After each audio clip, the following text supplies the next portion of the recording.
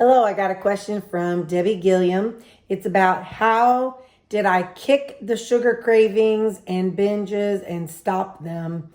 Like what did I do? How did I work through them? How did I, how have I been able to keep not binging and get rid of the sugar cravings for good? That was hard. It was a good 2 to 3 week detox. I started off, when I started, I found dietdoctor.com. And not that I'm saying anybody needs to do it, but the way I used it was they had a lot of recipes. And so those recipes were just, keto recipes. I did not know how to cook. So all I knew was take a box of something and throw it in the microwave. I did not know how to cut up vegetables, how to really make a salad, how to really make a burger or steak or grilled chicken. I didn't know how to cook from scratch. So I needed to start with a website that had keto recipes. And so I needed to learn how to cook. So I started with dietdoctor.com and it was free. And I think some of the recipes still are, so I don't want to steer you wrong because I did not spend money on it. But anyway, I went on their website and what I decided to do was I picked out, we'll say, 7 meals. I found 7 things that I liked and I made 2 servings of it. So whatever it was for 1 serving, I doubled it. And when I did that, it let me, I had my supper that evening and lunch the next day. So I did not meal prep. I didn't know about meal prepping or any of it back then. I literally was going from boxed food, fast food, to learning how to eat whole foods. So anyway, so I went on their site and found, like I said, 7. And in 1 week, I found 14 things. Then I made my grocery list based on all that. But anyway, so for those first 3 weeks, I ate between meals. I didn't stop snacking until I went carnivore. And so I was keto for 2 months and then went carnivore. And so I definitely used the pork rinds and cheese and cucumbers and I used all those things to snack and I ate a fatty meat. I didn't mind eating the fatty meat and and I've always steered towards the ground beef foods.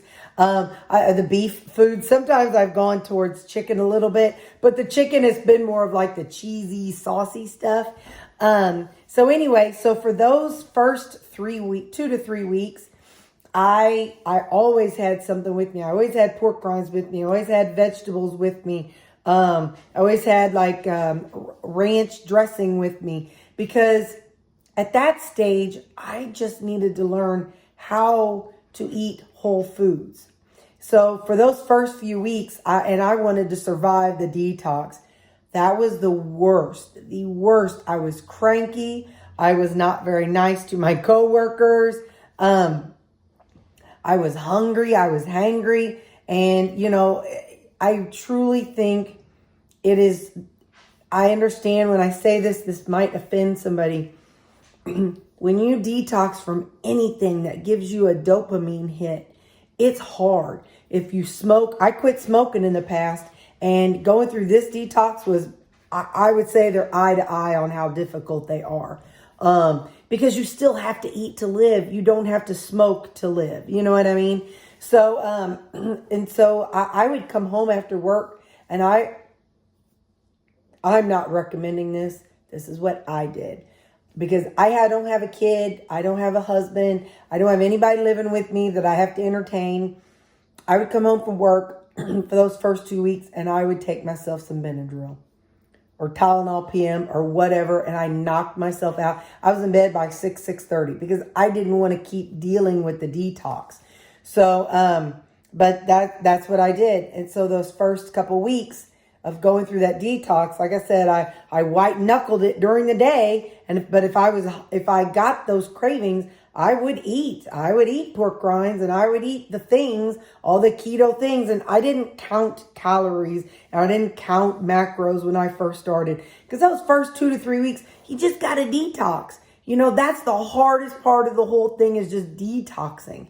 So I would not recommend somebody trying to count calories or macros in their first 2-3 weeks, even a month. If just get through the detox first.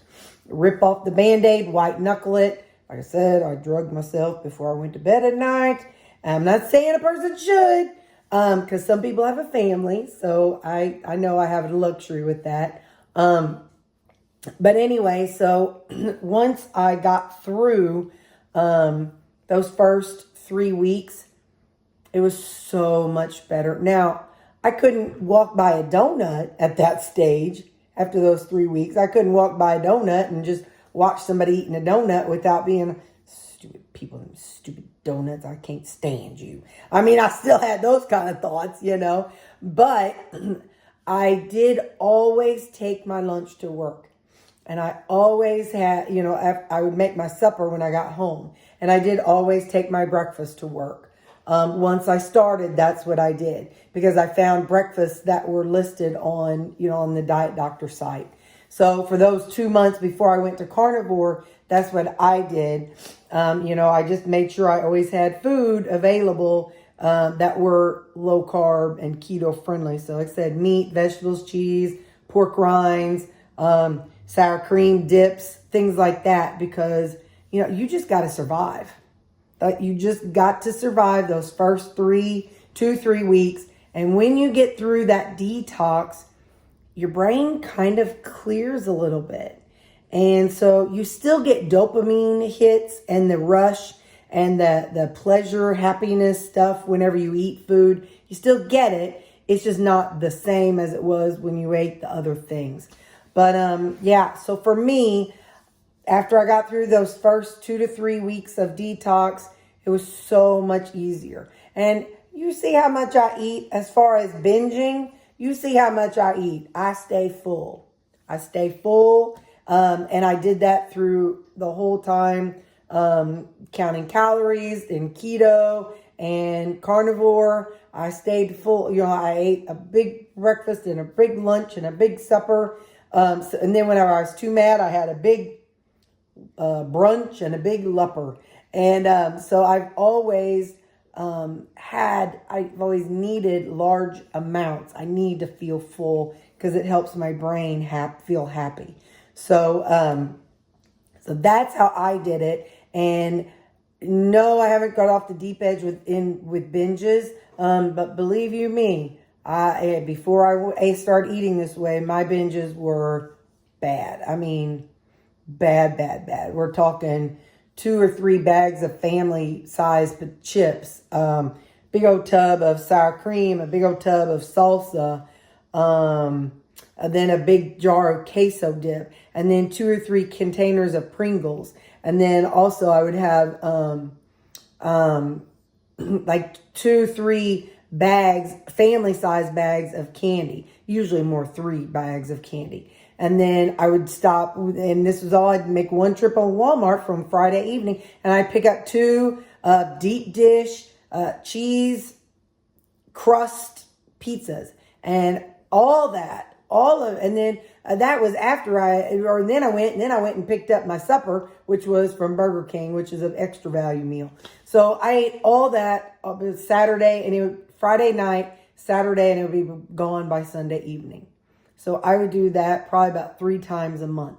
So when you say binge, I understand what you're saying when you say binge, because I was a binge eater. And so I ate all that.